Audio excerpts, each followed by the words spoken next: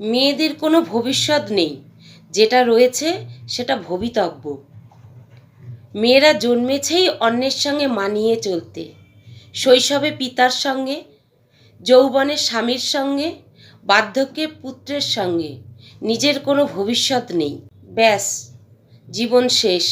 আর কি চাই? সত্যিই কি কিছু চাই না নাকি? আমরা মেয়ে বলে আমাদের কোনো চাওয়ার অধিকার নেই?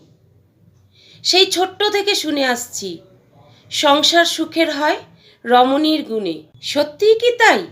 আর কারোর কোনো ভূমিকার প্রয়োজন নেই? একজন পুরুষের সাফল্যের পিছনে থাকে একজন নারী।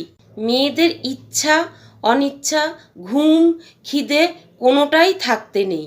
যেটা অবশ্যই থাকতে হবে তার ধৈর্য ও সহ্য ক্ষমতা। হায় রে সমাজ! সেই নারীকেই সবাই চায়, কিন্তু কন্যা সন্তান কেউ চায় না।